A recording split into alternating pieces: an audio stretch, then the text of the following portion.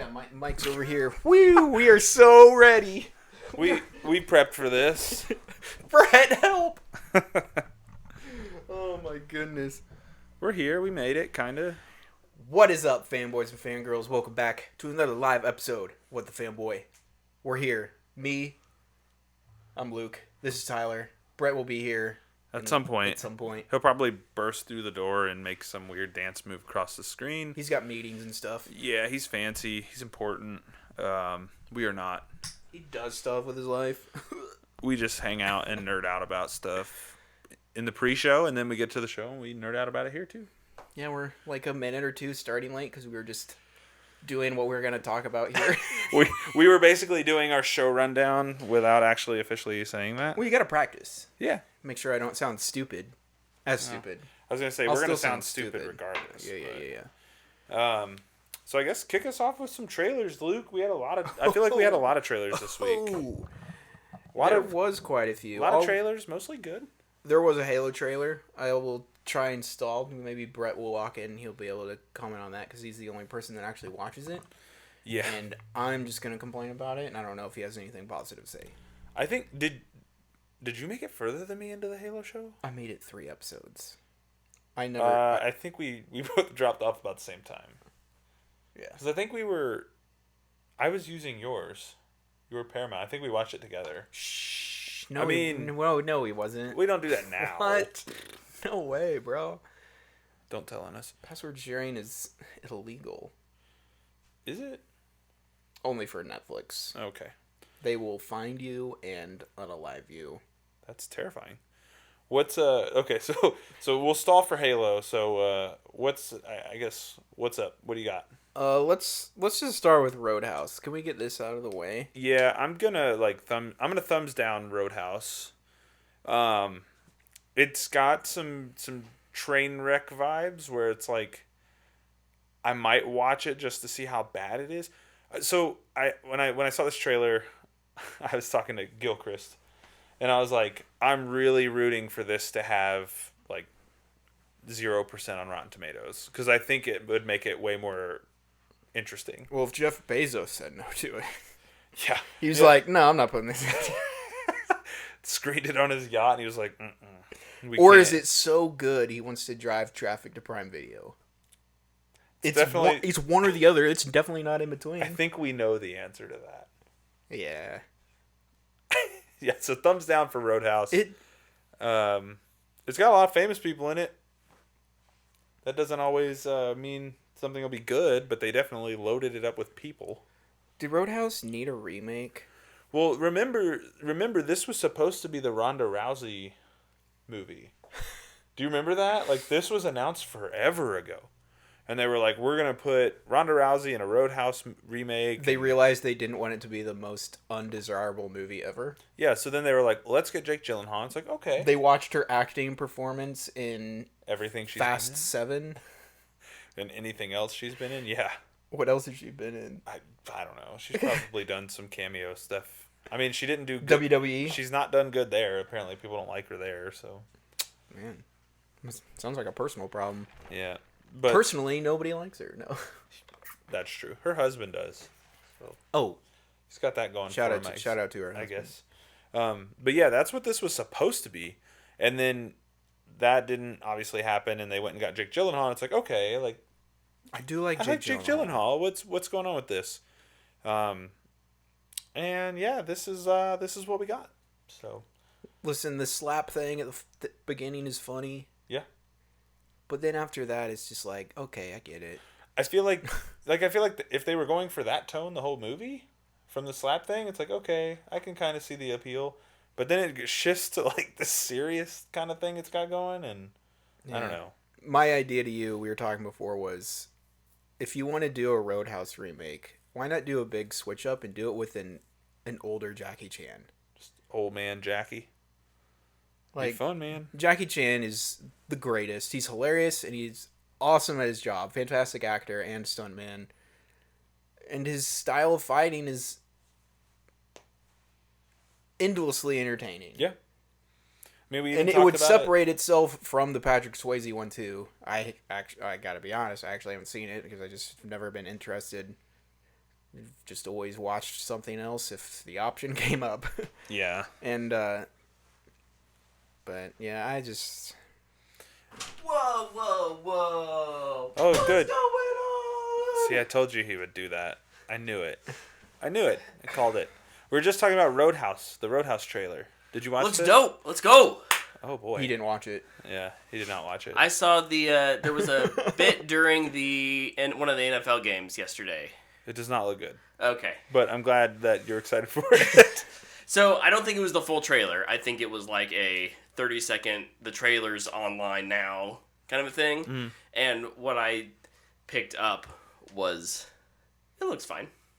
Yeah, I think, like, I don't know. I think it looks bad. But there's just so many, I don't know. There's so many better ideas for a Roadhouse movie, I feel like. Fair You enough, fair enough. just missed it, but I'll say it again so you can hear it. I like Luke's idea. This is My a cool idea for a Roadhouse remake is to do it with an older Jackie Chan. Ooh. I think that would be way more interesting because Jackie Chan is awesome.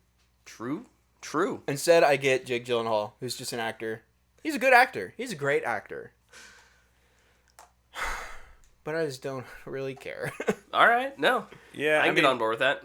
I was telling Luke too, like, I hope the lower the Rotten Tomato score on this is, the better, like, the more interesting it gets. Like, if it lands in the middle, I think I'm going to be like, eh. If it's really Sure. high or really low, I'll be like, okay. But this is the movie that they screened to Jeff Bezos on his yacht, and he said, we're not putting this in theaters. He's like, no way. Yeah. So, we'll see. Thumbs down for me, but, you know. Yeah. We'll just go back to Halo. Yeah. We were trying to stall for you to get here for Halo. Cool. Did you watch the new Halo trailer that aired during the Chiefs game? Yeah. It still looks better than anything that came out of season 1. Very much looks like they're trying to, hey, like, we're sorry. This is like the I'm sorry reunion tour kind of thing. Trust us, like, we'll get it right this time. Yeah, they're even saying that in the media. Yeah. And I'm not sure I believe them, but I'm still a little hyped. The way I kind of described it to Luke was like, I feel like they know this is their final season, and so they're just going to put all the name recognition things they can in it. Yeah. I think there's even the shot of, like, kind of coming out of the smoke as the Arbiter. Oh. And it's like, okay, like, that's the only shot in the whole trailer I was like, oh, that's interesting. And then I was like, yeah, but I don't really know about this. So, I don't know, man. I think Halo's a really cool property that could have been done really well. It's in a weird spot right now. It is. For sure. It's just really hard to even be excited for it. Will honestly. Keith David return as the Arbiter? Boy, if they don't get him, what a disappointment. Yeah, that would be a huge miss on their part. Huge miss. So I'm not gonna watch it, so I don't know why I really give my opinion on it, but I will. Because that's what we do here. The trailer, the first one, was like, ooh, Fall of Reach, action, explosions. Yeah. And everybody's like, oh, this does look good, maybe. I'm getting nostalgia goosebumps. This was people in office buildings. I think it's going to be horrible again, and I feel really bad for Halo fans. Good luck. Good luck watching. Thank you. The hype train was what little steam it had has been Has derailed a little fizzled bit. out, Yeah. for sure. I mean, look, you're not going to have a 8 to 10 episode Halo show that's all action. The problem is, do you have, interesting context to fit those in-between moments? And the first season certainly didn't. Yeah. And those two characters banged. Oh, yeah, John Halo and Jane Covenant. They're So- like, we're bored. Let's get it on. I think for me Cue at the this point, Marvin I'm Gaye. kind of hoping that the stuff with Cortana is interesting enough to kind of carry us through. I don't know what they're going to do with her. Neither do they. Probably pretty true. But the caliber of talent that was there in season 1, I don't think can hold an audience in a drama. So those in-between moments are going to be probably going to fall pretty flat. I hope I'm wrong, but Yeah, I mean, this is probably the end of it. So Should I tell him my... yeah, I Honest mean, on you before? I think it's a better idea, a better concept for a Halo show. So this is, I You're kind of burying the lead on what you're doing later. Yeah. What you're doing later, but this is something that I just did over the past week, so I won't really have to talk about it later. I rewatched every single Terminator movie, Oh, kind of for no reason. It just happened. yeah. fate took him there. What's The main character Fate. of the Terminator series is not the Terminator. right? It's John Connor and Sarah Connor. Yeah. Halo, because they don't play the game, I think need a Hollywood example of what to do, and Master Chief should be a Terminator. Yeah. He should not be the main character. He should be there to support John Connor, Cortana, or Keyes, or Johnson, or any of those people. And then throughout of the Judgment Day movie, you have John Connor and the Terminator really developing a really cool relationship. And by the time you get to the end of the season, it's like, oh, he's not a robot. He's evolving. He's a person. Sure. You could even go, if something like this were successful enough, you could go far enough into the future where this person could become a Spartan, 4, or like the volunteer Spartan type of things, where it's like, okay, this person has served alongside Master Chief, and he's proven himself.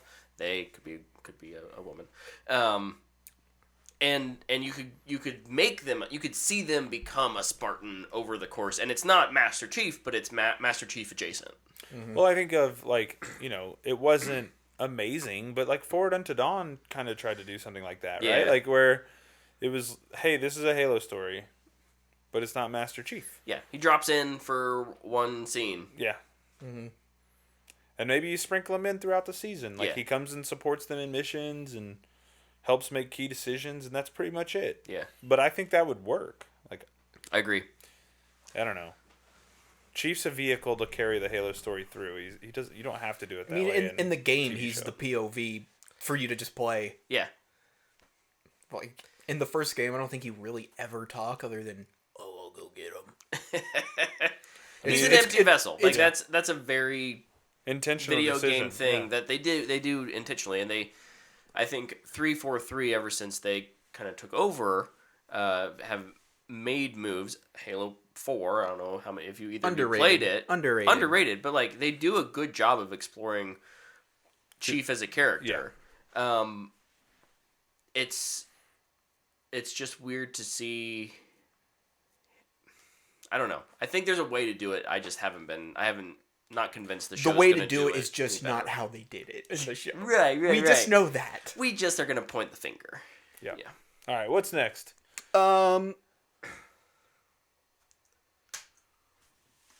Avatar: The Last Airbender. Thumbs up. This looks awesome. Agreed. Agreed. This was one of those where I was like, I'm not sure I need a live action Avatar. The show is amazing, and And that is still true. still true, but this looks great. Yeah. I watched it and I was like, I think this might work. Yeah, right. Like, it's kind of one of those, like, we've been burned by it before. So when it was announced and then the original showrunners left. So That's this, right, yeah, yeah. so like they started the process, but then they bounced, and so I was like, I don't know. Yeah. Watching this trailer made me feel a lot better about it. Yep. Yeah. Agreed. There's a lot of just really cool, recognizable things. And they used the music. Is that another dig at Halo? Maybe. Use the music from your source material? What a concept. Whoa. Why would you do that? Yeah, and I feel like everybody's really mainly pointing out the bending, how good it looks. Yeah. Which was a major misfire in the Live Sam action Hammer movie. version. Yeah. Dude, the movie, they're doing their thing, and then moving The Rock is still one of the funniest things. It's like, why they did all that to just make a boulder float through the air, bro. Dude, Should we watch that? I think we should. it's so comical. That would be dude. fun. Should we get together and watch it? I'm Yes. down. Okay. Please, I'm so down. I actually think it'll be a lot of fun now that we know Yeah. that it's complete utter dog. Yeah. Yeah, that'd be Rough. awesome.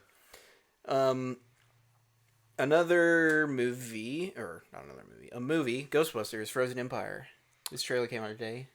Thumbs I up. think. Having not seen Afterlife, this looks good though. Sideways thumb for me. I think this is filled to the brim. Mm. And that concerns me. I feel like it lacks focus. But Is it the I could same be director wrong. from the first I think it is. four, whatever the last one, Afterlife? Afterlife. I think it is. I give it a thumbs up. I think it looks fun. And also I give it a thumbs up just because Afterlife really surprised me. No. I think concept-wise, in terms of like when you're going from Afterlife to this, overall, I'm still excited for this movie. Mm-hmm. I just felt like this trailer was, hey, look, we have everyone. Remember Slimer? Remember the marshmallow? Like, okay, I get it. We've got the big hitters back. Mm-hmm. All that stuff. It just the trailer felt a little nostalgia baity for me. It was like Afterlife was the tryout to get all the old stars to come back. I guess so. So like that's at the end of the day, that's what worries me. That's is funny that you it- say that. Because We'll see. they're in Afterlife. Oh, okay. But Spoilers, but just at the end, just for a Okay. little bit. it's actually a really funny. It worked. It works well. Yeah. It works well. Nice. The last trailer I have, maybe Brett has more, is Monkey Man. Yes. This is a action movie starring Dave Patel, and it's his directorial debut as well. Produced by Jordan Peele, mainly because it was originally a Netflix movie, and they weren't going to put it in theaters, or maybe, I don't know, there's some situation Jordan Peele was like, Give me dough. He bought it. And He wrote that check, baby. Yeah, now it's going to theaters. Thank goodness. Yeah, this looks awesome. This looks awesome. 2 thumbs up. Yeah, thumbs up. I do have something to say about it, though. Okay. And I just want to preface, this looks awesome. I can't wait to see it. But I'm getting really, really burnt out on every action movie looking the same. It's all this gliding camera, smooth, unpaced action. It's super choreographed. It's all like John Wick started it. And now What I'm hearing is even Roadhouse did it. It's time for the return of the Bourne franchise with their shaky cams. I don't need a shaky cam. That's Doug Lyman who's doing Roadhouse. I want somebody to get thrown through a wall. Or something. It's too Like neat. it's At the duck end of the under. day, I flip a bottle. It's I smash beautiful. It's beautiful, but it's too clean. It's too neat. Yeah. It's too perfect. it. Yeah. It's too choreographed. I get that. Like, and I feel like every movie does that now. It's a season. We'll get back to. Yeah. It'll get. Somebody General will- audiences will tire of it eventually. We'll get back to the handheld and being like, the whole time you're watching a scene. Actually, maybe I wouldn't hate that. I don't know. It might be fun. Don't go overboard like the Bourne movie does. Where you're just like, oh my god, got auto shake or shake compensation on my neck. But But install a chicken neck on you. that actually, I would take that. That'd be pretty cool. Like a stabilizer. Those are Be a lot easier to drive. Chickens. Have you seen those videos of people Yeah. like shaking chickens in their head, or just like? Doo, doo, doo, doo, Yeah. doo. Make driving down like dirt roads so much easier. What Dude, I for think sure. like I miss about the example I think you're trying to get to is the way action was filmed in Winter Soldier. Like the highway fight scene. Just the way that's all shot looks really good. And nothing's really doing that right now. So Yeah. that's the movie I think Not of. even the Russo brothers could recreate it in what No. was their crappy Netflix movie? Gray Gray Man. Man. That's right. Yeah. They sure tried though. Not hard. They definitely got it done in the Citadel though, right? Or in Citadel? Oh yeah, Citadel. That I don't think they really had anything to do with that. They just attached their name They to wrote it and attached their names to it, and they were just like, "Thank you for the money, please. I'm working on season 2." Despicable Me 4. Oh yeah, I forgot about that. That trailer is out. It looks like a Despicable Me movie. Which means it will probably be really funny. It probably will be quite enjoyable. Yeah. And the trailer made me feel confident about my prediction this year. What was your prediction again? That this would be the highest grossing movie of the year. What else comes out this year? Nothing that's going to make as much money as this. What if Dune 2 just pops up? What if Dune 2 pops off? You know, the first one came out during COVID. I think the only movie that might give you some trouble is Deadpool 3. That is the one I'm worried about, for sure. For sure. I think Deadpool 3 is going to make a crap ton of money. I think... We'll talk about Deadpool 3 in news. We will. Yeah. There was also, did you guys mention the Ricky Stenicki trailer? I forgot about this, but no, we did not mention it. That looked horrible and hilarious all at the same time. Yeah, it looks like a bad Zac Efron comedy movie. Yep. Which... Hot off his Oscar snub. Yeah. I actually kind of love those Zac Efron movies. Dude, they're fun. So, like Neighbors and I will actually probably enjoy this. Yeah. And Somehow. John Cena is... Cena's... generally speaking, a funny dude. Yeah, so. yeah. Good actor. Yeah. I'm like weirdly looking forward to it. Yeah, same. The premise is hilarious too.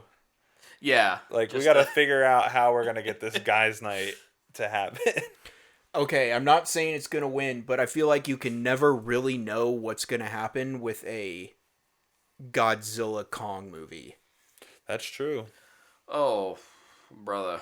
Sometimes those things make a ton of The money. the one came out day one on HBO Max and in theaters, and I still think it did like really good in theaters. So I mean, you just never know. It could make $5. It could because it's horrible. It could also ride the Godzilla -1 hype, Yeah. right? Like there could be enough excitement around that, even though it is a different Godzilla franchise. You could still get numbers out because of that, for sure. Yeah, for sure. Yeah, definitely. Any other trailers? Could Inside Out 2 do really well? No. Sadly, Pixar's time has come and gone. Sell it back. You say that, and then What was the last Pixar movie that did remotely well? Well, they haven't been putting them in theaters. I'm not saying they're not bad. They're bad movies. Joker 2? That's The first one made $1 billion. Oh. Sorry. I thought you said Joker 2 in reference to a Pixar movie. Oh, no. He's thinking of movies that can dethrone Despicable Me. Yeah, that's fair. Yeah. Yes, it's a musical. Won't make $1 billion. Venom 3? Also, ha. The first one made $1 billion. Yeah, the second one took a dump in the bed. Just saying, you never know. Never know what the audience is going to be like.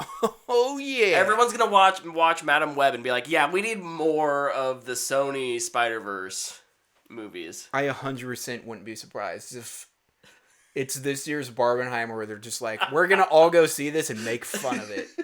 It's going to be 3% on Rotten Tomatoes. Maybe they'll put Madam Web in theaters twice like they did Morbius, because it'll become such a meme.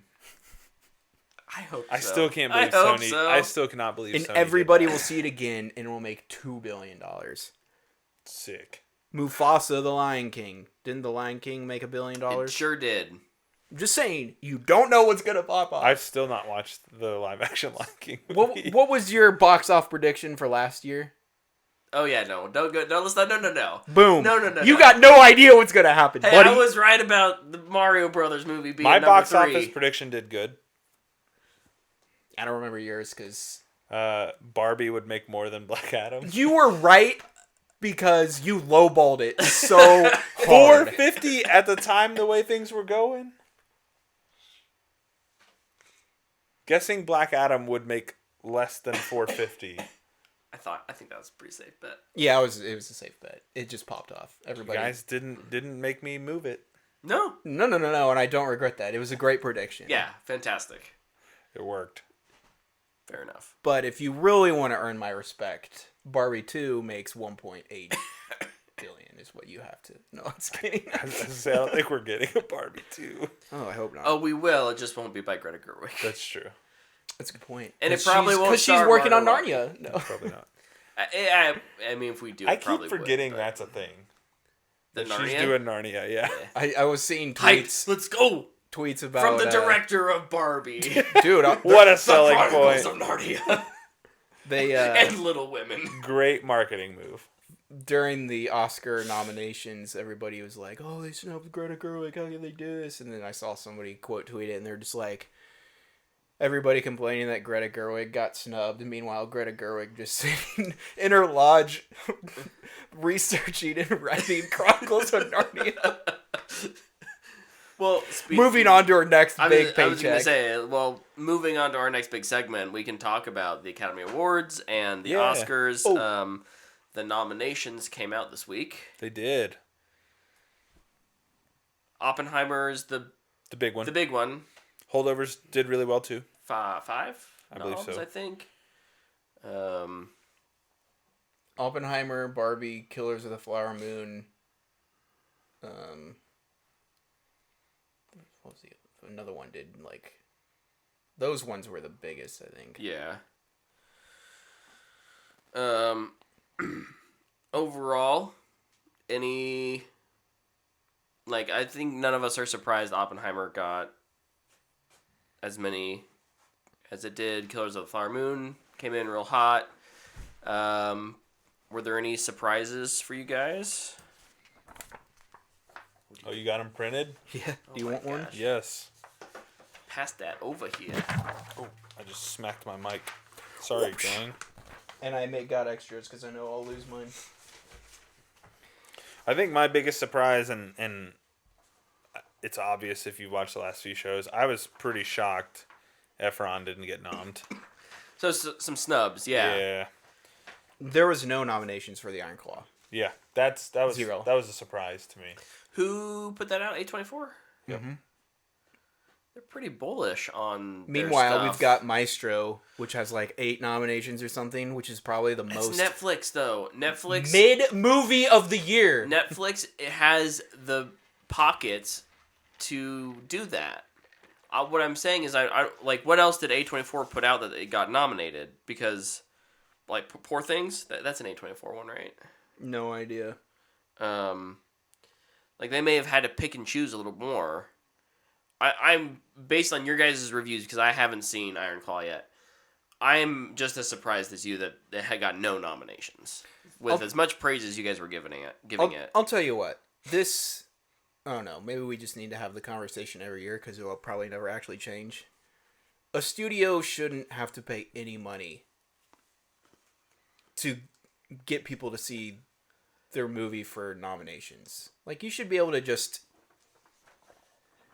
send a package or whatever to the studio and be like, hey, for your consideration. But I feel like that always comes up and it's like, they paid so much money.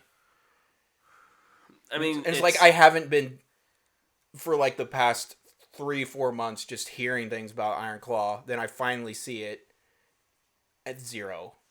Yeah. Meanwhile, Maestro, all I do is hear Bradley Cooper Spent 6 years. spent 6 years and he's okay in it, and nomination. It's just Maestro like, will win 0 of these awards. thank goodness, deserves none. I don't know. I think like a lot of my quote unquote surprises are more, I guess, technically snubs. Sure. Like one of the ones I think is a snub that it's not being talked about.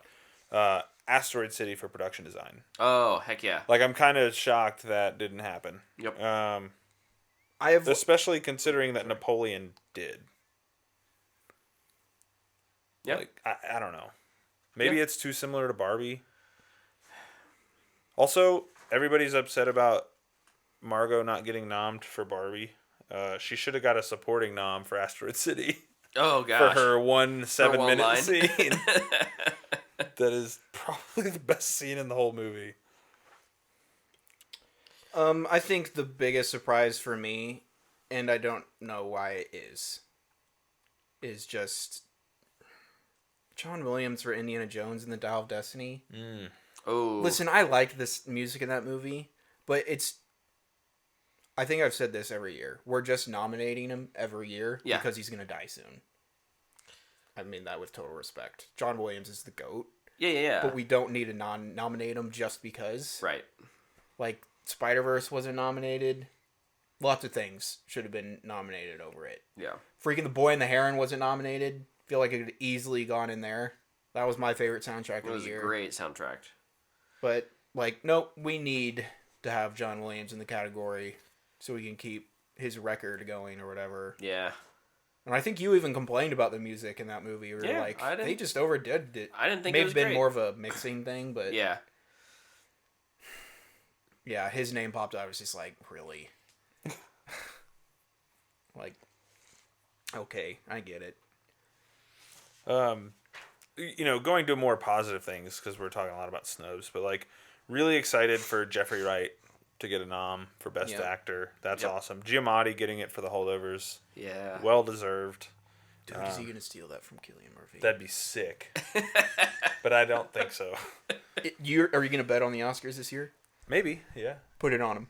Put it on Giamatti. Put it on him. I wonder what the odds one are. of my If they're out 2024 predictions was about how holdovers would be kind of a secret, not a secret, but like a stealthy, sneaky would end up winning the most, and that's one that I think Giamatti could sneak in. Because like everybody's just assuming Oppenheimer's gonna win them all. Yeah. But most of the other awards are comedy and drama separated. Yeah. And those are the two that are winning. So it's like, okay, what is going to happen? So if I was a betting man, and I'm not, I would put it on Giamatti. I like it. I think I might go in there and just steal victory. Obviously, it's going to... So No one Giamatti will. is plus 175. Killian's minus 250. Oh, put it in the bank. Dude, Easy I really money. like Jeffrey Wright at plus 2,800 though. Easy money. Best Supporting Actor. Robert Downey Jr. is projected to win that one. Or favored. Wow, Devon Joe Randolph is favored heavily for Best Supporting Actress. I think isn't Poor Things coming out on streaming here fairly soon? What I'm excited for now that excuse me, we know what's nominated. It's the time of year where for like a month and a half, all the streamers are like, here are all the nominations. Yeah. Please watch them. Yeah, and like Regal does it. Yeah, and, you can go catch them in theaters if you want to. So I'm excited to catch a couple of these, like Poor Things or American Fiction. Zone of Interest has been on my radar for a long time, and it just never, it hasn't come out here. So obviously there's lots of movies that are good that didn't get nominated that I haven't seen. I still need to. But this makes moves kind of a few of those to the top of the list, and I'm excited to see some quality films and performances and Oh yeah. all sorts of things. Yep. I've actually seen one of the short films, How? The Wonderful Life of Henry Sugar. It's on Netflix. Oh yeah, that one. Yeah. See, Wes got in there. He got in there in some form or fashion. He did. I'm also glad the creator got nominated for a couple Yes. things. Sound and effects, right? Yeah. Sound and visual effects. Did you see the video I sent you on Twitter? And it was the nominations for Oh. sound back in 2015. Yeah. I still think the worst decision the Academy ever made was combining those categories of sound. It's just downright disrespectful for two very different jobs. Yeah. I was a lot more heated talking to Tyler before we started. I was like full on like yelling. It really makes me mad. I think, but it's true. Yeah. The example I gave to Tyler was it's like if you would combine the writers and the director category. Sure. You have a writer or a person creating sound. They're creating something from scratch. Then you have a director or a mixer who's combining it all together to make sense and work. Yeah. They're different jobs. They're two very different aspects of it infuriates me. the final product. We don't need to combine two categories that are extremely different to save time because we want Jimmy Kimmel to make jokes for 10 more minutes. Yeah. Agreed. Okay, so we talked about some of the snubs. We kind of offhandedly mentioned Barbie. I'm curious, is Barbie this year's MCU entry in that in It's reality because it's popular. it got nominated because it's popular, and that's probably why I didn't get some of the best actress or best director. but we'll throw it in there for these other things, and it walks away with nothing. Do you think it walks away with anything? I think it'll win. Production. I think it's gonna win production. Yeah. Look, I think one of the things Barbie does well I'm just kidding.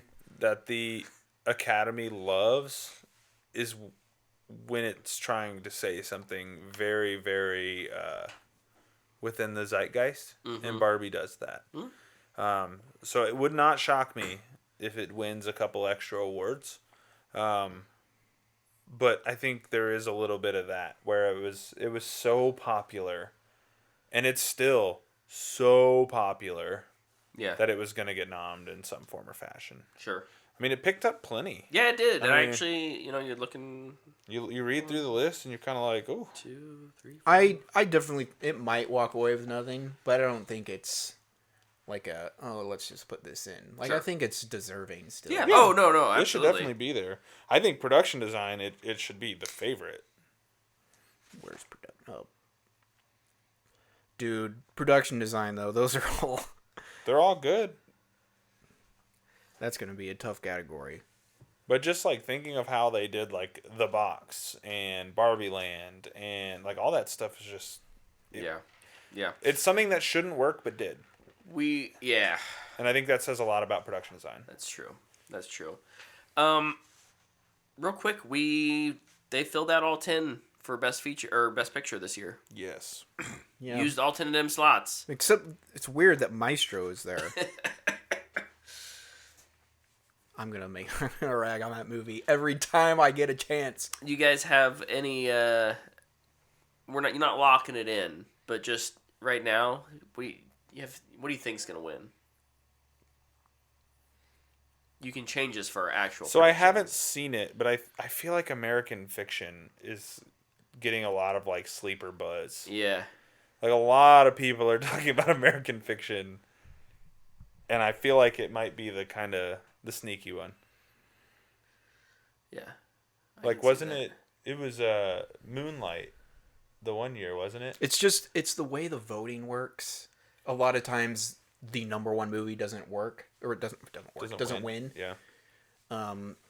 I think it's gonna be Oppenheimer. If I were betting, like if I'm putting money on it, I'm putting money on Oppenheimer. But I do think American Fiction could be the sneaky surprise in this category. Yeah.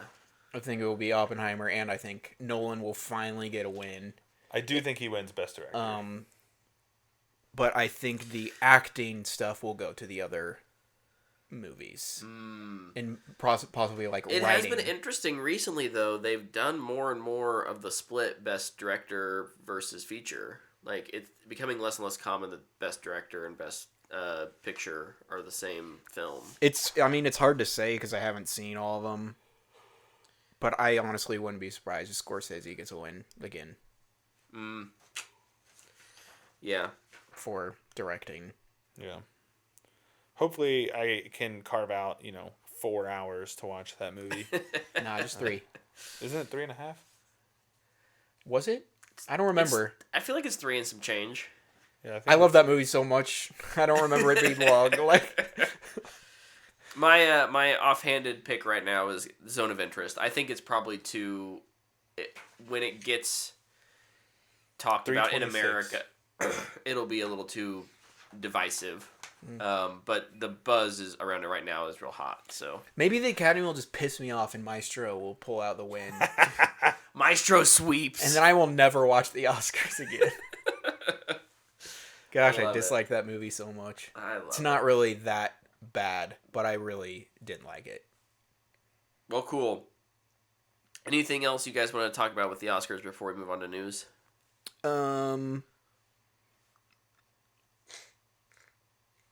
No, Cool. I guess not. Okay. What news we got this week? There's some big things.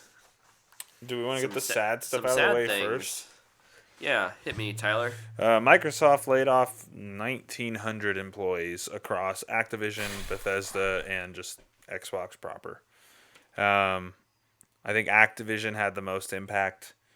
As with mergers we've seen in the past, that's kind of what happens. Doesn't make it any less impactful. Yeah, it was kind of expected, but yeah. I don't think it was this degree. No, and especially like because it didn't just stay within Activision, Well, right? Like we it we went made to it through Bethesda. kind of that end of the year, and I think I was expecting something like this to happen before the end of the year. Yeah, and the other interesting thing that has kind of happened, and it's kind of been from the fallout of this, is like a lot of smaller studios are laying people off too.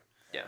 It's almost like they're like, hey, Microsoft's the big bad guy right now. We can get away with doing it now too, right? Yeah. Like you're kind of seeing some more announcements kind of throughout the week have been coming out. But yeah, huge layoffs at Microsoft. A lot of people impacted. They canceled a pretty big game, didn't they? They did. They canceled a game that Blizzard was working on, a survival game that was 6 years into its production cycle. Woo. Imagine working on something for 6 years. Full stop. Just that. Yep. and then it gets just thrown away. Yeah. Man, just Yep. And then, just kind of... like when you go to interview for a job, what do you say? Be like, well, I was working on a game for 6 years, but Microsoft killed it. Like, I have nothing to show what I've done. What's this blank space in your resume? Yeah. Like, oh, well.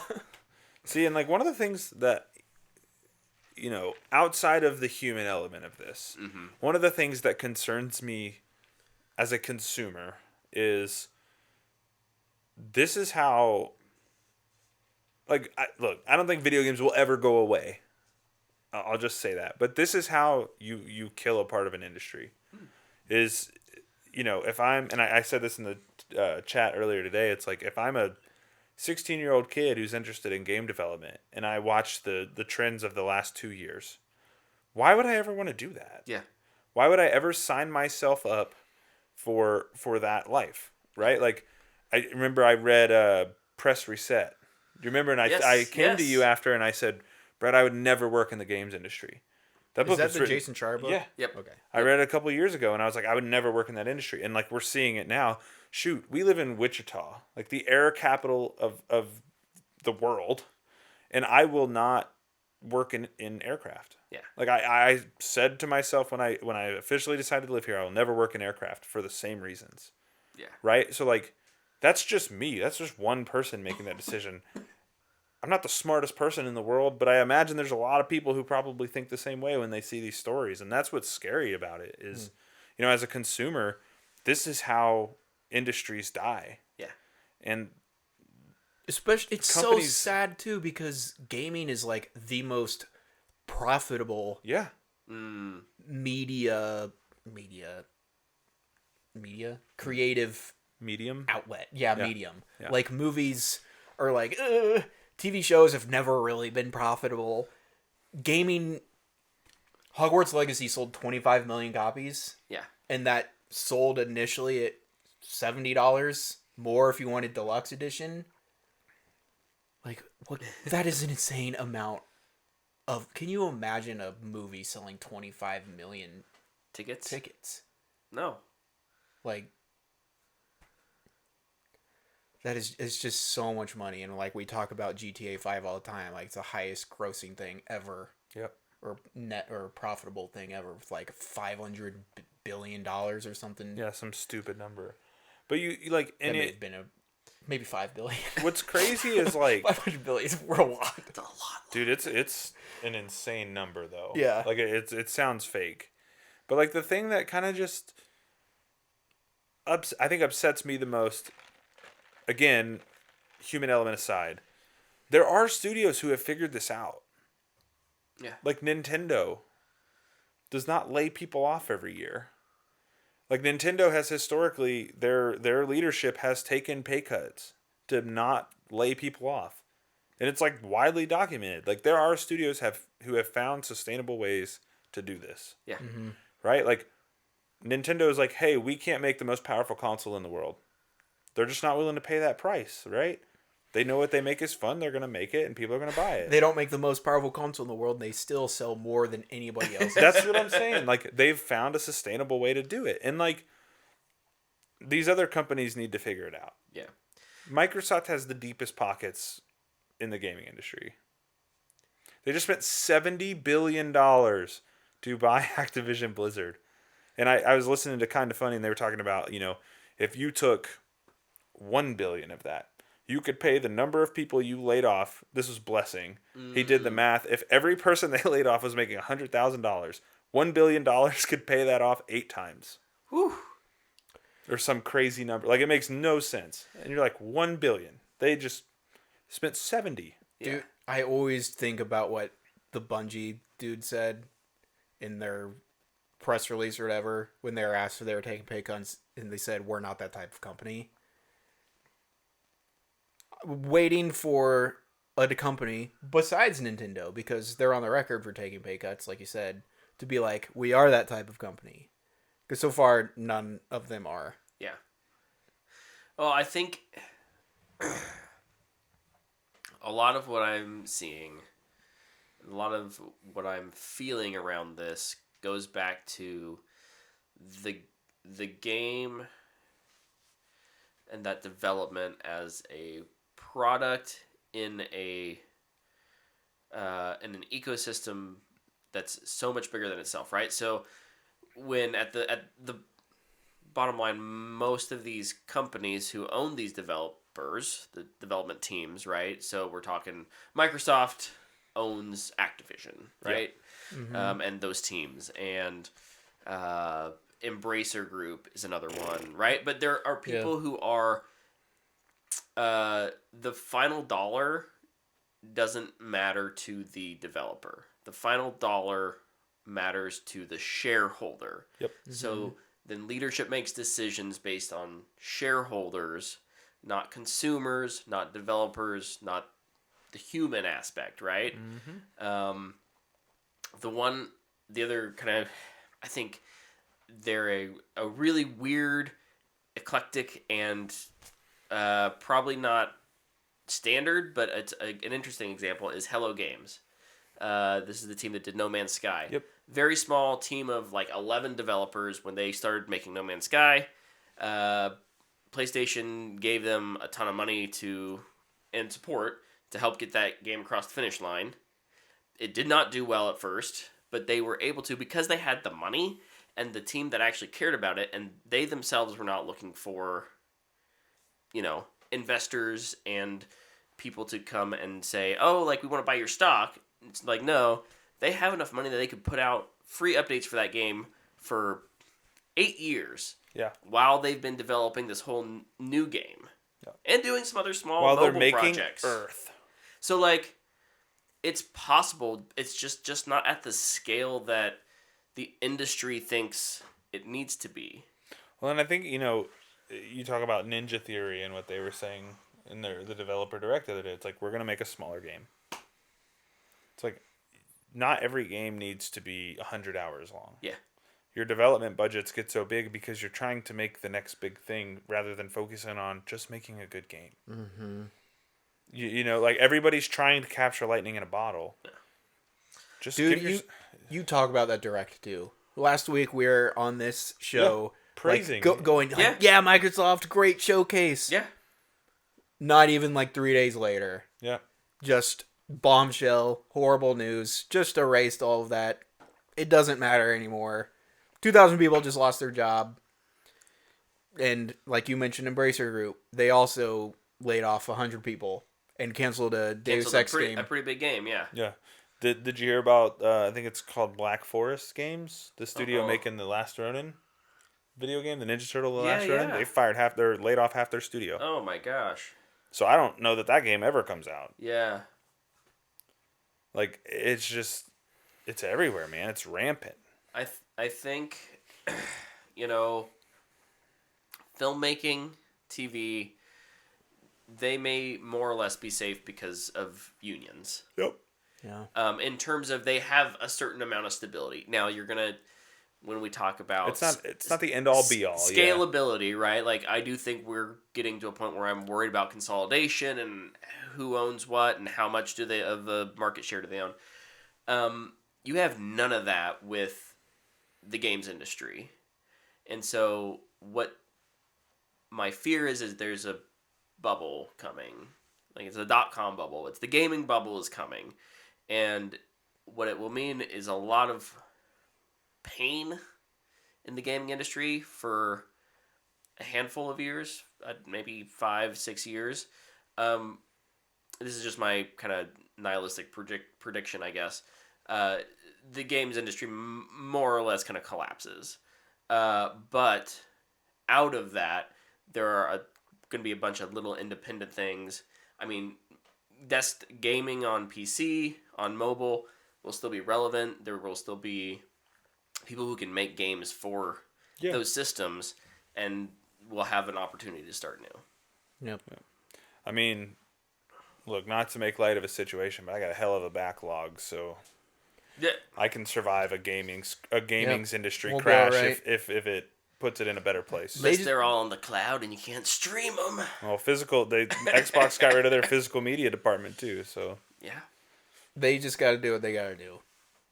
you could have bought Starfield for $1 at Walmart. Did you guys hear about that? No. Yeah, I did. Yeah, because Xbox is trying to get all the Starfield games off the shelf. Like they're just not printing them anymore. They're just like, yeah, just get them off your shelves. If you buy the physical version, I think it comes with a credit, like a physical credit with just a game code on it. Yeah. Oh, yeah. But that'd be kind of cool to have. Yeah, it would be sweet. Yeah. If I go to Walmart and see it, I'm gonna buy it for $2 or whatever. Heck, I got a Walmart gift card. I'll buy it for $0. Yeah. So yeah, that's the big one this week. I feel like That's definitely the big one. I have a couple other gaming stories too, but if you guys have anything, Yeah, do the gaming- video game stuff. Yeah. Okay, so did you guys hear about Suicide Squad Kill the Justice League today? Yeah. Yeah, they killed that game. They did, yeah. So it launched in the early access for the deluxe edition. Killed the early access thing. And within an hour of it launching, they had to take the game offline. For those of you who don't know, this is an always online game. So once they had to pull the servers down, the game is inaccessible at this point. Yep. People have paid $80 to $100 to get this early access. Why? It's a huge thing. So the bug that they're getting is as soon as you boot the game up, it says you've beat it. You have 100% story progression. Story is over. Everything unlocked? That I don't know, but like the story is beat. So they pull the game back down. 6 hours goes by. They didn't say anything. They put an update. Hey, we've identified the problem. We're testing a fix right now. Now I haven't looked on Twitter to see if it's being fixed or what's going on, but like this is a game that could not afford for this to happen. No. And it sucks. Unless there's no such thing as bad press.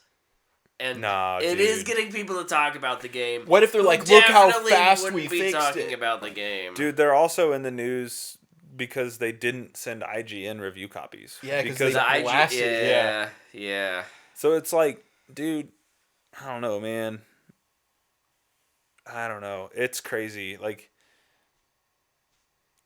I don't know. This Suicide Squad game has been a wild story to follow throughout its process. I wonder, I truly wonder this.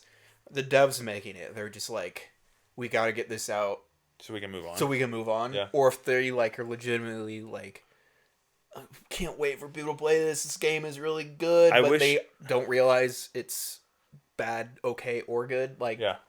Yeah. Because it hasn't been played. Well, that hasn't been played. The marketing's been kind of bad for it. Like it's not shown well. Like it could be a fun game to play. It's a live service game, which is a whole thing in itself. Like people don't like that, and people vomit at the word battle pass. Yep. That's why it's funny, Helldivers is a co-op shooter, and they're just now hiring a monetization person because they were like, we're just gonna make a fun game, then we'll do that. It's bizarre to me, this whole situation. I wish I had made the prediction. I think Rocksteady's gonna close. I think this is the end of Rocksteady. I think they're cooked. This is it for them, man. This game's gonna come out. It's not gonna do well, and they're not gonna get another project. Ugh. I think their studio is gonna dissolve. Or they'll just be acquired by Microsoft, and then they can lay off everybody. If Microsoft buys WB Games, yeah. Yeah, the last update was 9 hours ago. It was that we have identified the... So they've still not They fixed have it. not responded that they've Wow, fixed it. that's terrible. That is such a funny bug, though. Yeah. Congratulations on completing the main quest. The Suicide Squad. The achievement pops. It's like boop. You're like, yeah. How did it feel to kill Batman? I love how all their marketing is the Justice League. Yeah. characters. Yep. And then the other gaming story I have, Sony's State of Play announced. Real quick, the Wonder Woman design in that game is so good. I've heard like the So good. cinematics and stuff for it are great in terms of like production level, but who knows, man. Watch it on YouTube. I'll play it when Nah, it's not like even that. 15. I'll play it when it's like $15 on the store. I'll be like, I'll give it a shot. I'll When read you can- somebody's when random you can buy it synopsis for on $1 OpenCritic. at I'm a Walmart. big enough DC fanboy that I will at some point give in and play it. The other thing, Sony State of Play announced for January 31st at noon Central Time. Please, 15 Death Stranding 2 and Ghost of Tsushima 2, Okay, please. so I had to bring this up. So there's this guy on Twitter who has apparently done a good job of Journalism? sure, we'll say that. Data mining? He gets leaks somehow for these State of Plays. So do you guys Journalism. do you guys care if I read this? He wrote it like a riddle to like give people ideas of what might be there. If you just have the list, I'm okay with just hearing the list. I don't need have the list, but I don't need the riddles. it's super easy. Ronins will rise of the Ronin. Will die stranded, Death Stranding. These riddles suck. Have a rebirth, Final Fantasy. And Kojima will fulfill his dream, so probably a movie update of some sort. Sonic will live in the shadow of his generation, which Sonic Generations remake. While the hills will remain silent until the dawn, which is Until Dawn. So we'll probably get a movie update. Why not just... Oh, is he not allowed to spoil it, I guess? I don't know. When Get you'll need to shooed. catch the Metro. So there's rumors of a new Metro game that's supposed to be a VR game. And then just don't be a Judas about it. So we'll see the Bioshock guy's new game too. Cool. Yeah, lots of stuff. Lots of stuff. They've said 15 plus games will be shown. Hey, just as long as they don't lay off 1,900 people the week after. Well, they did all their layoffs last year. That's true. So No. Boo! they got more coming though. I'm sure they got one more in them. Oh yeah, for sure. Absolutely. For sure. Absolutely. Yeah. Do you think? I guess prediction time. Do you think there's a big surprise in this thing? I try not to get my hopes too high for these State of Plays. Day of, but something with Naughty Dog will be leaked. Obviously. That's my prediction. of like what their next IP is. Like an hour before the showcase, Oh. somebody's going to be like, Yo, Last of Us 3, here's the trailer.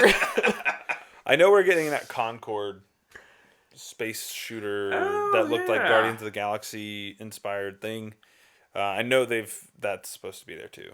I don't know. I don't think we'll get. I think with as anything wide too as crazy. this is, Yeah, it's a lot. I think that they probably save any big reveal things for June. Spider-Man 2 DLC.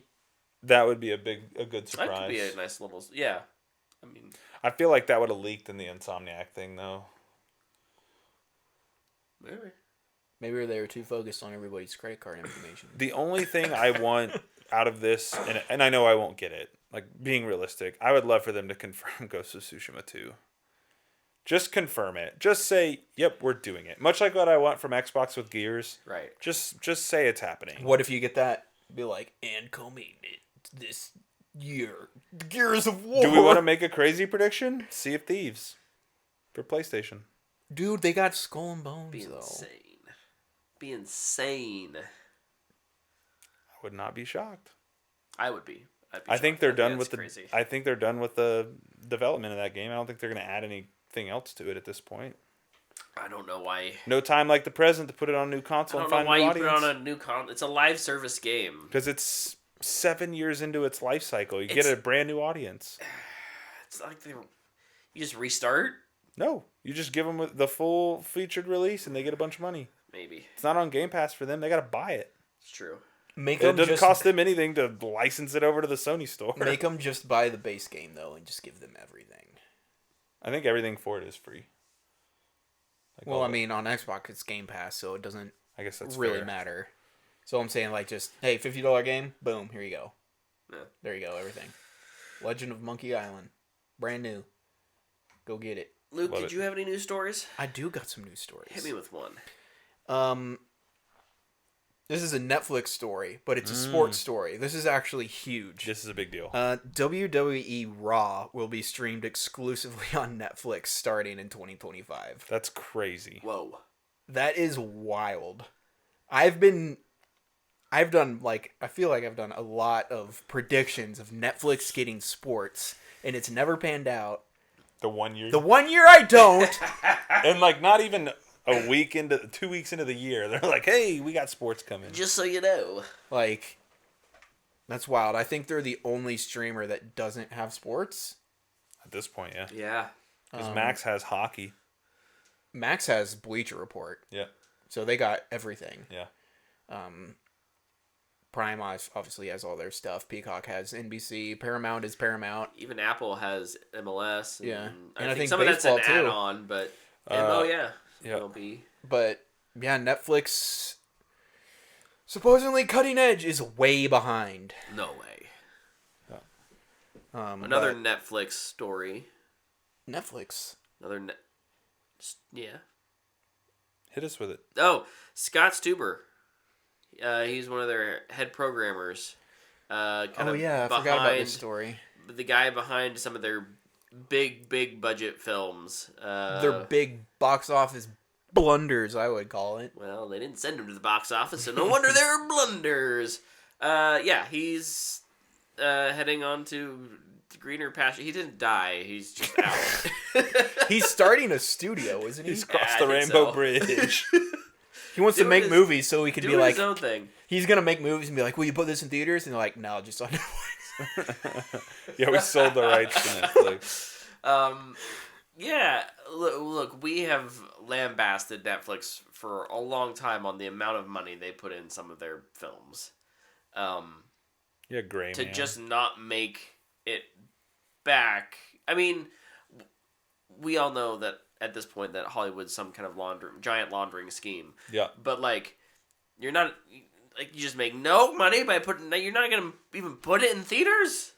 Yeah, I don't understand. I don't think they do either. So the article I was reading, I believe, is on the Hollywood Reporter. Was talking about. I think it was Hollywood Reporter. Yeah. Was talking about how Netflix may be settling into kind of middle of the road. They understand they're just kind of the middle of the road content. Yeah. We're not gonna make the super expensive high end things anymore. Yeah, because, I mean, they talked about The Irishman, which was well received. It's a bad movie. But it cost them tons of money. And it's kind of the same thing Apple is saying about Killers of the Flower Moon. Super well received, but at least that was in theaters. Yeah. But I mean, it cost $200+ million to make, and it's not going to make that back. And a streamer's like, I don't even know. Right. There's just no return on it, really. And how they were like, this isn't sustainable. And now we realize that. So we're going to make mid-tier movies and a lot more TV. I want to know how other streamers like. Netflix is a little bit, I think, ahead of everyone else in that they've been around longer as a streaming service, right?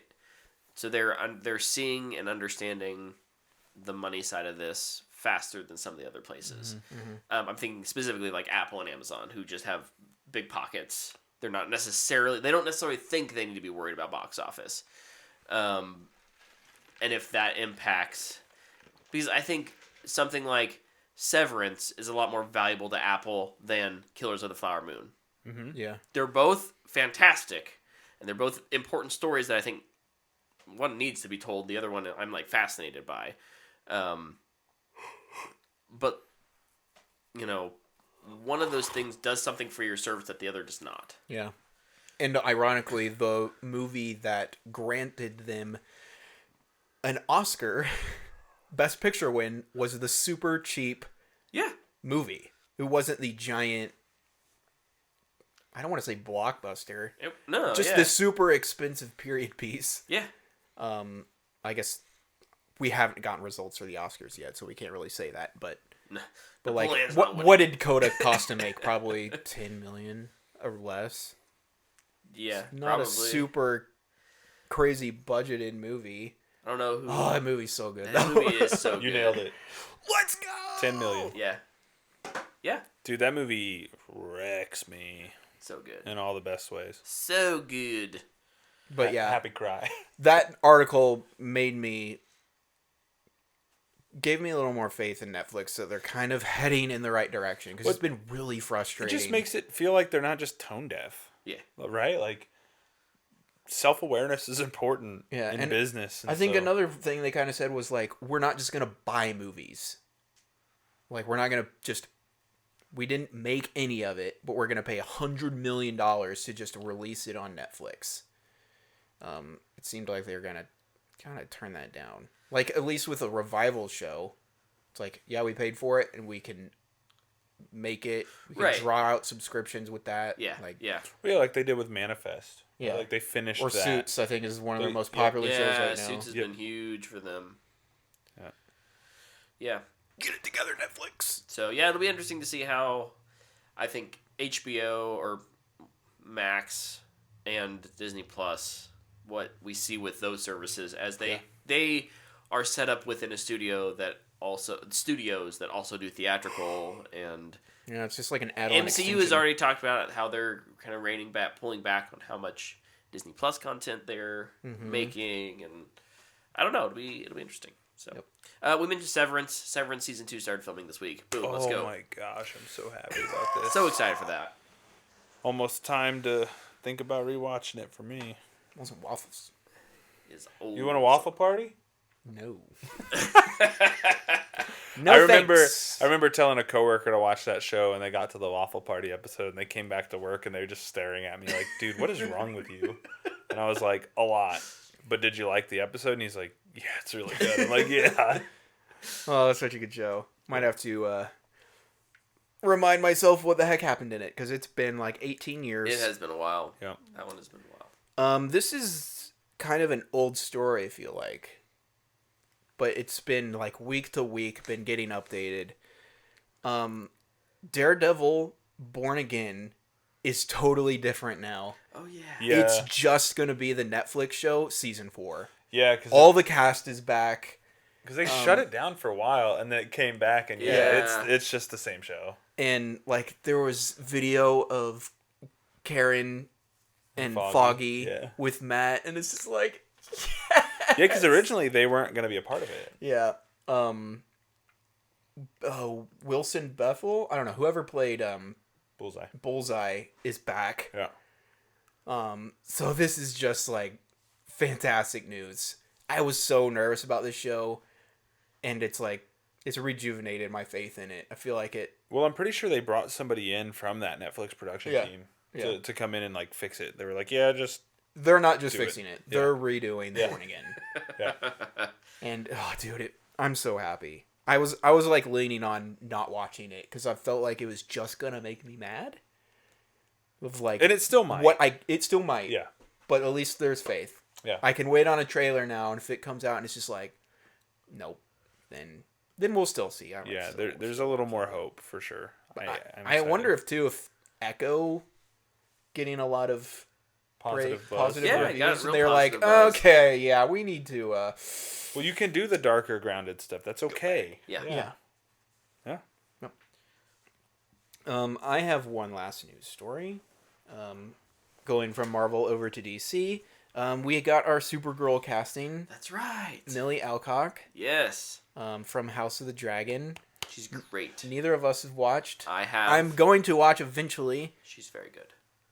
I like this decision a lot, strictly based on look and hearsay from like how people have kind of responded to her acting. But I think the thing that really pushed it over the edge was the little screenshot I sent you guys, where Jim Lee was like commented on James Gunn's post. Yeah. And he was like, "Oh, it's really cool to see this all coming together. Congratulations," or whatever. And James Gunn responded, was like, "Dude, I gotta show you this test. You're gonna go crazy." And I was like, "Dude, they're just like us, man. Like The they're fact so fired that up." was like Instagram conversation, Yeah. and like not just like, oh, I'll just text him real quick. Yeah, It's so funny to me. Yeah. yeah. It's like, hold on, dude, I'm gonna text you. Hold on. Hold on. Wait a Yeah. second. Hold It's on. just guys being dudes, man. Like they're just excited, and I think, too, having read the story they're adapting, and James Gunn's comment about like she really captures what they were going for here. I'm very excited for this movie. I think this movie's gonna. I don't think people understand what this is gonna be. It is not gonna be what people think. It's not going to be a superhero movie. No. Yeah. This is about Supergirl going to a red sun planet so that she can get drunk on her birthday. And gets tied up with a kid whose dad was killed by a mercenary. Yeah. It's such a cool story. I'm really curious I'm what here for just the legacy story is. Yeah. Oh man. Yeah. I felt like we had kind of speculated, a title like Legacy makes us think Supergirl could show up. But now it's confirmed. Yeah, we know she's so it's coming. like, what is the story? Yeah. And yeah. Very, very exciting. Gonna be a fun year with DC, man. I'm really excited. It's nice to have something to be excited about on the DC front again. Yeah. Going back to Marvel, though, I kind of forgot about the story. Daredevil 3, we did get a synopsis. Deadpool. I read Daredevil. Deadpool 3, we got a synopsis for this. It's got an F-bomb in it. It says, Deadpool's really going to go effing change the MCU forever. And that's the synopsis. So, I think it is Deadpool kills the MCU. Brett's prediction. Maybe feeling good about. I actually think that's what it's going to be. I think it's going to be him kind of killing off the stupid ideas that they've had and kind of level setting their timeline to bring in the X-Men. Resets the MCU. Who'd have thought? Who would have thought? Brett. Yeah, I mean, Apparently. I guess, yeah. Just this year, though. Yeah. Not yeah. before. Hold on. I'll see if I can find the actual like synopsis. The question is, will it be good? Because I don't know. It's going to be a cameo trust... fest.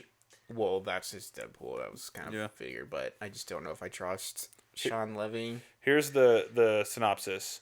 That effing irresponsible hero Deadpool will change the history of the MCU with Wolverine? ? There you go. There's your synopsis. There we go. Feeling good, baby. Or is it just going to be like Multiverse of Madness, where they just multiverse for like 5 seconds and then the madness is over, and it's just a bad movie the rest of the time? Could be that. Yeah, it very well could be that. It could be that. This is Marvel we're talking about. I mean, based on a lot of the set photos, like, I know he was upset about this leaking, but, like, there's some pretty wild stuff in some of these set photos. Listen, if you're going to film outside... Yeah, you just have to accept it. You have to be ready for it. Just release something cool and be like, hey, we're about to do something cool. Yeah. Have you guys watch out for spoilers. Have you guys seen the clip of him jumping on Hugh Jackman's back? No. And, like, he kind of throws him off of him. I am excited that they're actually getting to do something together. It'll be fun. I hope it's fun to watch them have fun together. I think just more so just knowing that they probably are having a good time. Yeah. is cool. Yeah. So. Okay. Let's do some fan box. Over in the chat, we have a fan box question. I don't know why, guys, you're not seeing the chat. Yeah, what's going on there? I don't know, but there is some chat happening. Trev the Rev 99 says, "Do you think voters should have to watch every film in every Oscars category to vote for that category?" So, if you're a voting member of the Academy and you want to vote in Best Picture, do you have to watch all 10 Best Pictures to vote? Well, based on their voting system, I don't know. I would say yes. I think would be my preference. Do they not? I don't think so. I don't think there's a requirement.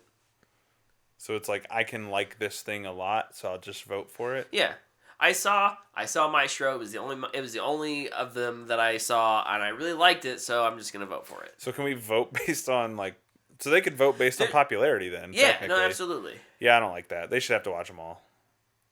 I agree.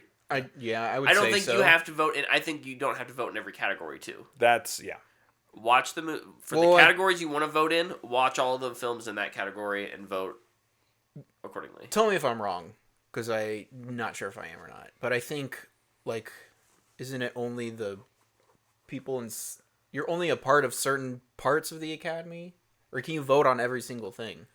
Because I felt like it was people that are part of the music category No. vote on the music.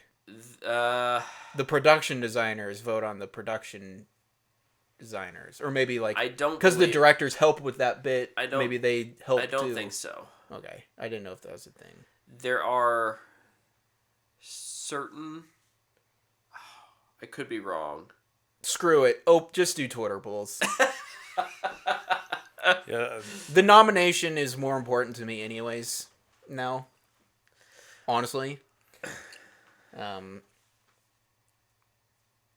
I could be I don't mixing know if I things up. care. Luke. It may be that anyone who's a part of the Academy cannot be a part of the nominating votes, and then I think it's the other way. I think like the directors nominate the director, and then everyone votes on those. That's how I think it's set up. Got it. I would say you would need to see most of them for Best Picture, all of them for the other categories. It's 5 movies. Yeah. If it's a category you care about, you can watch 5 movies. And if you're a voting member, you have access to them, right? Like, you don't have to go out and hunt them down. Yeah. They have sent them to you. But also, you've probably watched the best picture ones if you're voting on other categories, because most of them are nominated in some other categories. Yeah. I also feel like these are people that love movies. They've probably seen yeah. most of them already. So I don't even know how big of a deal it is. My only thing would probably be that a lot of these don't show up until the end of the year, depending on schedules. People in Hollywood are busy, and a lot of these people are in Hollywood. So, like, Nah, they're not that busy. you know, I understand maybe not being able to watch 20 movies and feeling like you can, but in that case, pick what you think you really want to vote in and watch 5 or 10, and you can kind of cover your bases as much as possible. So Yeah, because I mean, yeah, you're right. There's so many repeats. Like if you watched Oppenheimer and Barbie and Killers of the Flower Moon, yeah, that covers like over half the categories almost. So you need to pick 2 more movies. yeah. And you'd probably cover almost all the categories except for Best Picture. So Our next fan box question comes from Daniel. Daniel asks, due to the recent unofficial cancellation of the Halo Battle Royale mode, what would you build into a Halo Battle Royale to make it unique for that franchise? I mean, I didn't really want a Halo Battle Royale to begin with. So, nah. Just Um, keep it scrapped. Yeah, I think that was a good decision. But if I wanted to make a Halo Battle Royale unique,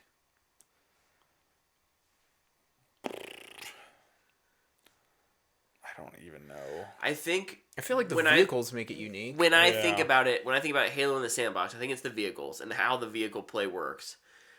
Because unlike in so many, I don't know how you balance it though. Because there's not tanks in Call of Duty, or I mean maybe there are. There were some in the Battlefield one. They were definitely in the Battlefield. But yeah, I think finding a way to balance the vehicle moments, because I think you could have some really cool Halo moments in a battle royale that are they would just be so random, but you get the coolest interaction between vehicles and foot play, and you know, with different squads. I think that could be pretty unique. That's I what I think would the other aim for. thing too is like it wouldn't necessarily be unique, but the special kind of weapons that you get throughout the campaign could be dropped in throughout there, like in drop pods, or Yeah. you could add, they have the little fabricator. Mm-hmm. Like, I don't know. It's not super unique. I don't know that, not to piss off Halo people, but I don't know that Halo does anything that's ultra unique anyways, Sure. as it lends itself in the shooter genre. Sure. So like, I don't know. It would feel like Halo, which I think is what makes it unique. Yeah. Not necessarily any sort of mechanical thing. Yeah. I think So too, just the map would be. I don't know what the map would be like, because Sure. all of Halo maps are Forerunner esque ish or Covenant esque. And it's like, how do you mix all those together? Right. Like, are we on a Halo ring, but we're on Earth, but we're on a Covenant ship? Like, all these things mixing together, it's like, I think the map would just be weird. I think something that... It'd probably be like the campaign map. You'd probably start off there. You'd have Oh, bases. I haven't played Infinite. That's the thing, too. Scattered around. You could have Covenant I was bases scattered thinking, around. Yeah. I was thinking good Halo. No, I do think that something could be interesting, at least as far as the old power-ups go. Like the cloaking and overshields. You can just choose when to activate it. Oh, So it's a little more user-friendly. It's not like, ooh, I'm walking around, I found an overshield. Right. Oh, invisibility. It's gone after 10 seconds and nobody was ever around you. It's like, okay. Like, let me carry that around and be like, oh, there's some guys up there. I'm invisible. Yeah, yeah. Can you do that in current? Infinite, you can do that. Okay. I don't know.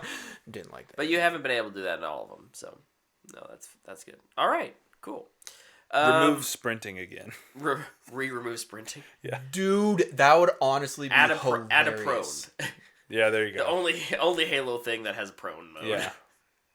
Oh my goodness. Yeah, I don't know how you Swords only. I can imagine that this is why Remove this the got gravity canceled was because it's incredibly difficult. Yeah. Yeah. And because there's too many battle royales, we don't need another one. Well, they were just late to it. They were very late to it if they wanted to, yeah. They could just switch it over to extraction shooter, like everybody else is doing. It worked great for the day before. That'll work great, yeah. Trevor had another question. After last week's shade towards myself and Babylon, what movie do you genuinely love that will make the other two in our group go, you seriously like that? Fast and Furious. I made a pretty long list, and I actually don't have Fast and Furious on it.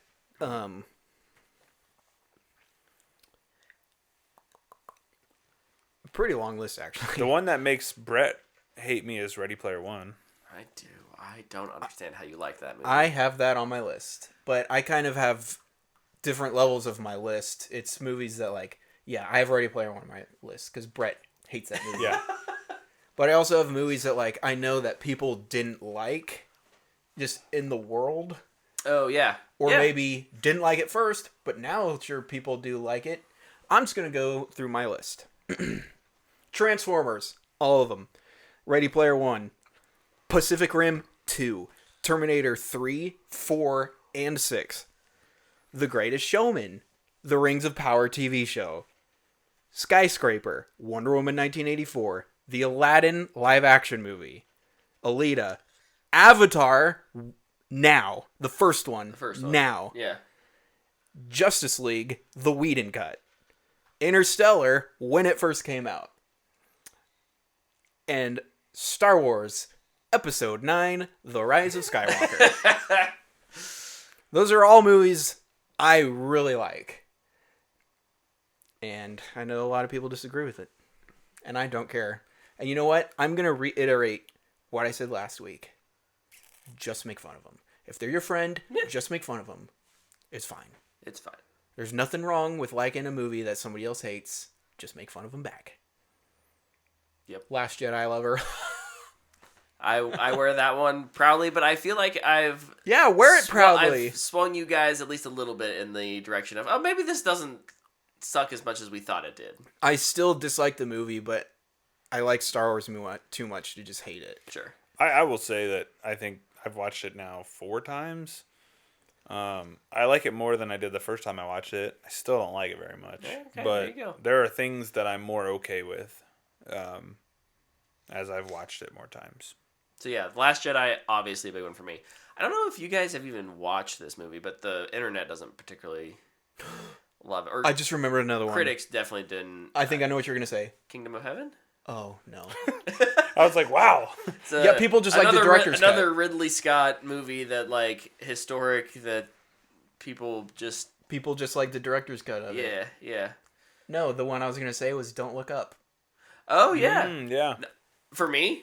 Both of us. That Oh, movie's yeah. awesome. Yeah, I thought we both liked it. So. Yeah, I also liked it. Yeah. But the world the world Yeah, the hated world that did movie. not like cannot it, stand yeah. that movie.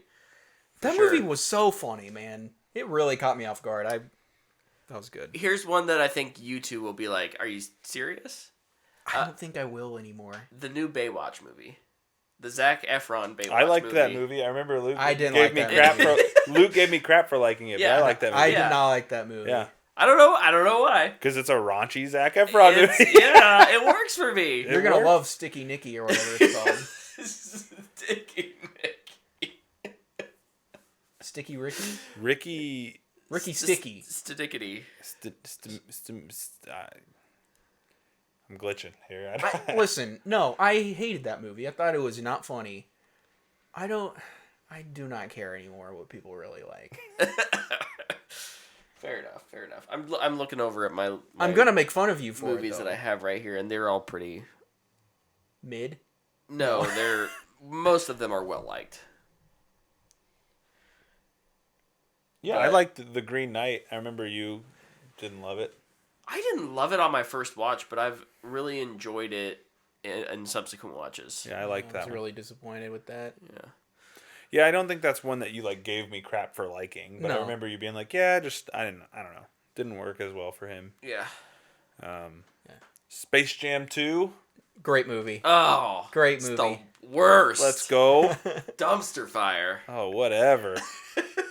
I think I've given everything on this list fanboy worthy or a booyah. Trying to think if there's anything else.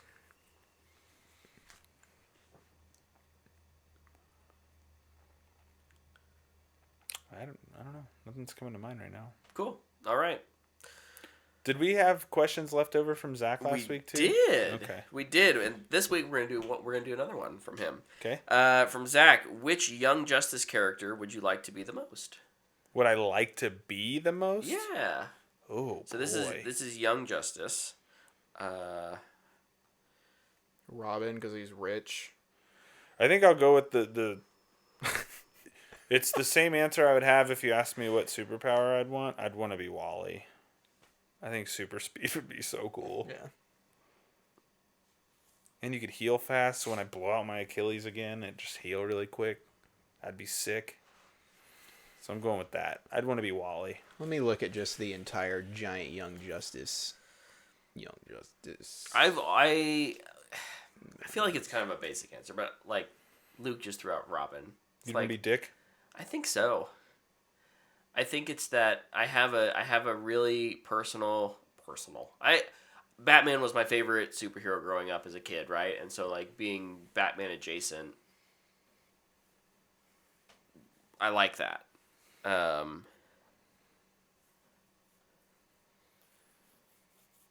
So yeah, I'll go with Robin, Dick Grayson. Yeah, I'll go with Wally West. God, Static's abilities are so cool. Static is dope.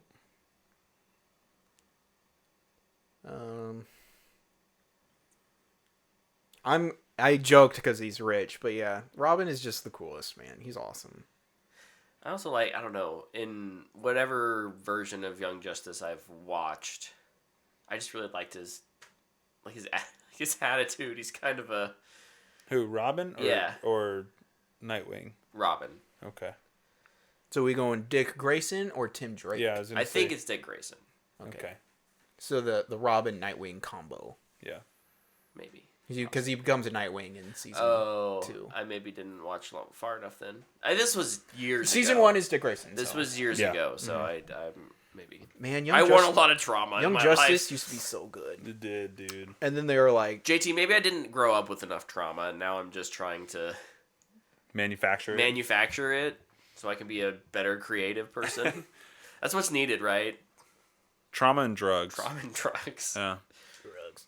I'm not on one of those. Bro, there is so many freaking characters in this show. Yeah, now. dude. Oh my gosh. Yeah, dude. Real quick then, let's wrap it up with what we did this week. What'd you guys do this week? Are you holding Baroque's question till Did next week? Baroque have a question? He did, because he didn't get to watch our show this week. Wait, was it in... I'm pretty sure I saw it on Twitter. Oh, was it on Twitter? Yeah. Baroque, I promise, I did not just ignore you. It was a crazy question about would you rather fight 100 or somethings with this kind of weapon or it might be one we save for next week. Whoa, when no, he's we're back. looking it up right Okay. now. I'll miss the live show. But on account of seeing The Wizard of Oz on the big screen, I have a fan box question Overrated. nonetheless. Would you That's rather... Baroque's movie for Luke. The Wizard of Oz. Baroque Luke is giving you Is Broke from Kansas? quite the eye. Kansas City. So Missouri or Kansas? I don't know. Because that's a big difference. We've talked about that on this show before. No idea. Okay, so you have to choose between fighting 100 regular flying monkeys with non-automatic rifles and exactly 100 rounds of ammunition, or 4 waves of 50 Chihuahua-sized flying monkeys with any non-projectile weapon of your choice. That was a lot of words. 100 flying monkeys with 100 rounds of semi-automatic rifle, or 200 Chihuahua-sized flying monkeys with a non-projectile weapon.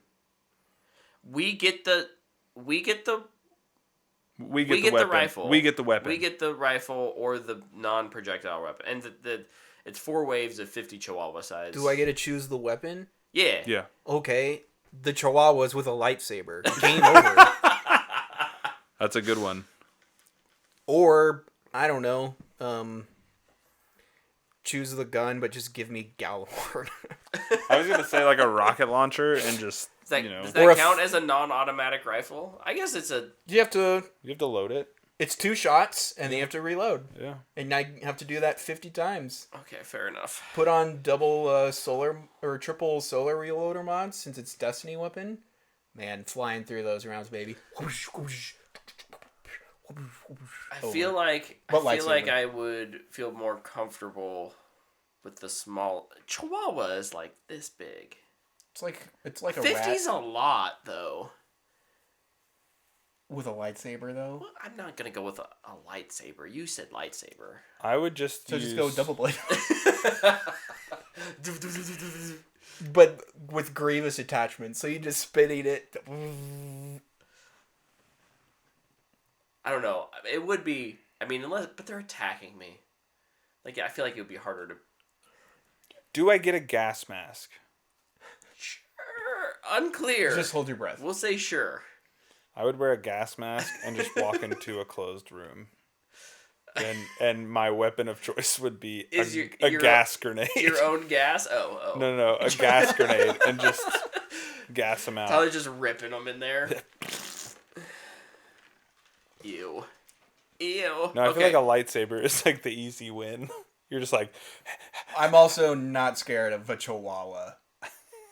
Right? Even, like... Yeah. Just use my foot. I mean, they're the little monkeys from Wizard of Oz, but they're Chihuahua sized. Yeah. So, I feel like... My weapon of choice would be Jack Black. So we could punt them. The Walking Dead bat. Negan's bat? Yeah, Negan's bat. So a bat with nails in it? Yeah. I feel pretty confident. I think it's barbed wire. Oh, is it wrapped in barbed wire? The nail one is from Stranger Things. No. Okay. Well, that's enough. I would that's choose enough Fireball. senseless violence for this episode. D&D Fireball somebody. I also want to iterate it. I'm against animal abuse, and that shouldn't be a thing. Just No, for on sure. the record. This is These are Wizard of Oz flying monkeys Speculative. that are attacking you. Yeah. It's all It's all speculation. It's not Speculation. real. That's right. Look, I'm all for not abusing animals, but if an animal attacks me, I'm gonna fight back. Yeah, dude. All right. So now, what did you guys do this week? I finished Reacher season 2. Good show. Great show, yeah. I loved it. They just lean into that 80s action movie in the finale, and it's awesome. Nice. I wish more things would just own it.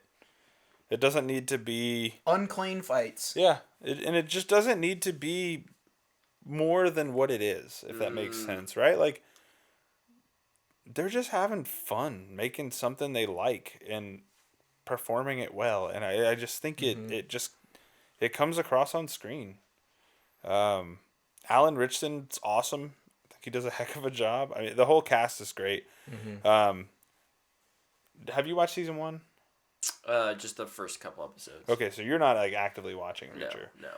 So I was very happy with O'Donnell in the season overall. I was Is that worried. the cop from the No, first season? no. O'Donnell is his buddy, the white dude that's with them. The brass knuckles? Yeah, him. Okay. I was like, oh, here we go. This guy's the clear bad guy within the party. Really appreciated what they did. Yep, me too. I was very happy with how they kind of used his character.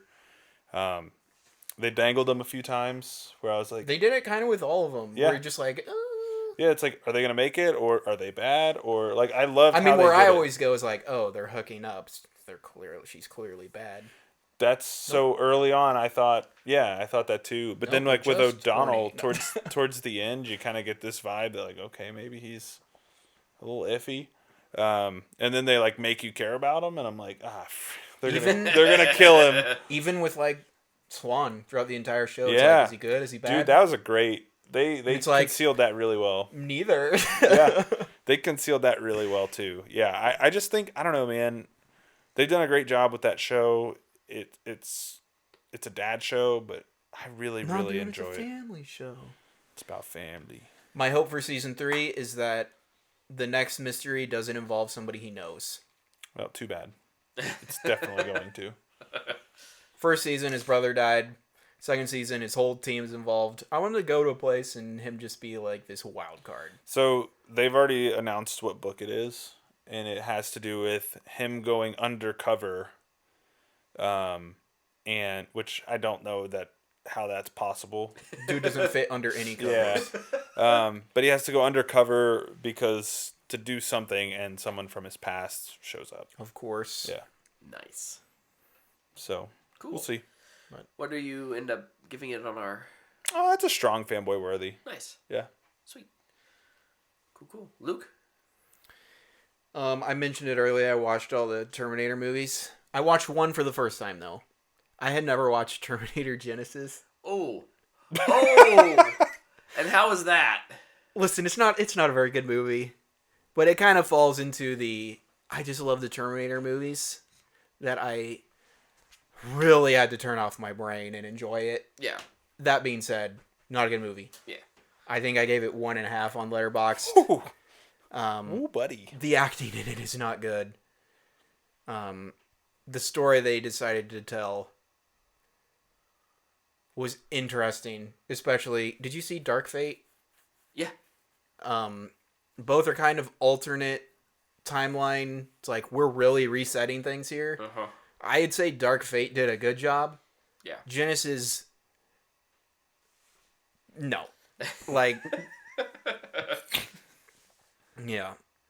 I always enjoy seeing Arnold Schwarzenegger pop up, though, and just being a robot menace. That was Yeah. one of the cool things, though, about that movie, was they're like, oh, we need to travel to the future. Sorry, you can't go. And he just waits for them, and then he's there, and he's old. Yeah. It's like, okay, that's cool. I like that, and he's rickety and can barely move. His knees popping out, and you're like, buddy. Also, Terminator Salvation is a guilty pleasure. I feel like people rag on that movie a lot. I could have put it on my list. I like watching a movie fully in the future. I thought it was really cool. What else did I do? I watched the first 2 episodes of Masters of the Air. Yeah, that's right. That dropped this week. Mm-hmm. Or the first The first 2. 2. Yep. It is pretty good. Nice. The plane stuff is awesome. However, I have no idea who anybody is when we're in a plane. They're all wearing helmet, like flight caps, and they have oxygen masks, and they all either have country or New York accents. And the only one you can pick out is Barry Keoghan. Because That checks out. like his voice is very distinct, and he's doing a New York accent, but he sounds so much different than everybody that it's like, oh, but like somebody's narrating it, and I'm like, I don't know who this is. I think the first 2 episodes are pretty good.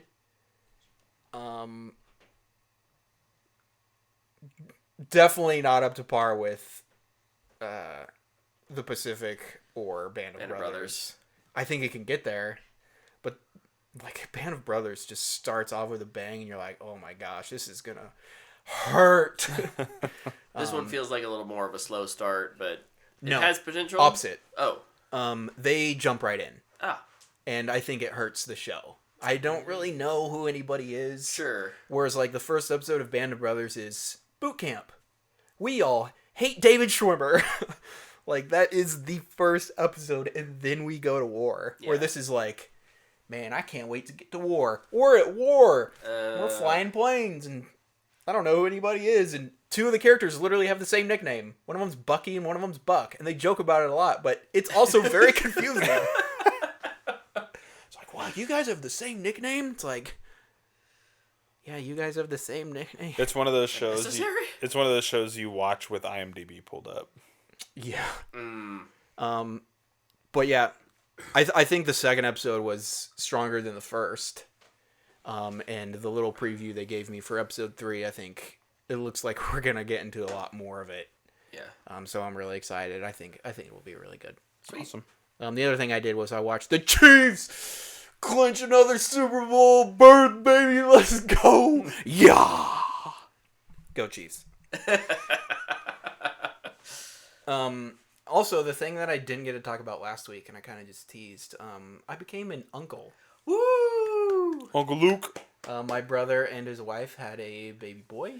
He's super cool. Congratulations, LZ. Yeah. He's a little cutie. So that's super cool. I know we joke about it a lot. I don't know about on the show. Yeah, no, I think that's a more off-air But I'm thing. not a baby guy. I don't love holding babies. They kind of freak me out.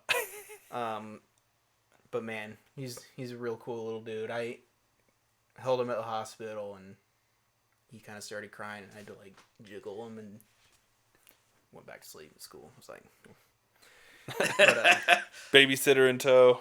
yep. Now I have the role of cool uncle. Love There it. you go.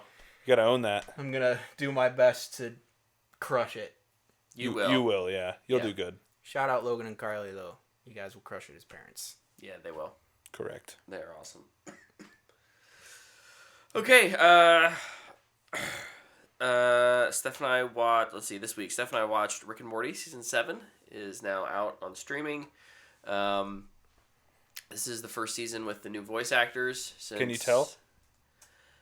I think I noticed it the first episode, but I was looking for it. Yeah. Stephanie did not. She didn't know. Were you looking for it or listening for it? I was okay. I was listening for it. I didn't tell her until the very end of the season. She was like, "What? Really? Wait, really?" That's good. And by the second or third episode, it just felt natural. You kind of just forget. You just forget. Yeah. They're very, very good. What That's if they just That's how I used feel AI? about Mario and Super Mario Wonder. So yeah. It's a different Mario. Different but Mario, I don't but, even like, really at some think point- about it. They're doing the same things and they're saying the same words. Yep. And it's close enough that, yeah. But overall, season 7 I thought was on par with something like season 6. Did quite a few of the like continue the storyline episodes, a nice balance of bottle episodes, and just the weirdest off the wall. Isn't every episode Stuff. a bottle episode for Rick though? Kind of. Because he's an alcoholic. Oh. Well done. Dude, I'm the funniest person on the planet. So I think season 7 for me gets a fanboy worthy. If you're a fan of the show, you'll probably like this. Sweet. Whether or not you like the new, I think you'll. I don't even think you'll notice the new voice actors Sweet. personally. So, and then I also watched Society of Snow. I saw this on your letterbox. This is a J.A. Fiona. Fiona film about a Uruguayan Plane crash, right? plane crash group. It's a rugby team that survived. Well, some of them survived the plane crash and are stranded. And it's about how they survive, or at least some of them survive. And it's inspiring and horrible, and it makes you want to like just feel bad, but at the same time feel hope. I don't know. Like, it does a really, really good job of just showing some pretty raw humanity. It's a little bit like 127 Hours without a famous person. Like I don't know, like 127 Hours just impacted me in a way. But there's always that, okay, but it's James Franco, right? Like, this is like... Do you think it helps being a foreign Probably. Probably. These are much less known actors, and they have a dubbed version. I watched it in Spanish with subtitles. Yeah. Just because I didn't think the dub was that great. Yeah. Live action, subs over dubs. Yeah. I think it also just allows them to portray the emotion that they're going for Yeah, better. Absolutely. So, I really, really like it. I think you definitely have to be in the right headspace for it, because it is pretty emotionally draining. Mm-hmm. But it's on Netflix, right? Yeah, it's on Netflix. Is it Netflix original? Fanboy worthy. I don't know if it's a Netflix original or if they just have it. They just have right it. now. They just bought it. I don't know. Yeah. I'm not sure. I've seen Mike Flanagan talk about this movie on Letterboxd a couple times, so I've been wanting to watch it. Yeah, it's powerful. Nominated for Best it did. It International. got international and also makeup and hairstyling, which very well done. Like at times it is hard to look at them because they have crashed high in the Andes Mountains in the winter and they are freezing and they're suffering and their lips are all chapped and their eyes are all swollen in and they're starting to get skinny and like, oh my gosh, like it's How long were they up there? hard to watch. 74 days, I think. Oh my goodness. That's too long. It is. So, based on a real story. Mm-hmm. Man. So, Anything else? that's it for me. Nice. Look at us. Look at you guys starting the show and... Thankfully, we didn't have to do it very long without you here. Yeah. You guys got did great. here. I don't know what you did, but you did great. Anyways, All I did was hit the button. That's it. Then we talked about Roadhouse, and then you walked in. perfect timing then. Perfect timing. Well, thank you all for joining us live on Twitch. Thank you for listening via the podcast app or over on YouTube. We'll be back next week. So, Indeed. See you then. we'll see ya. Goodbye. Go.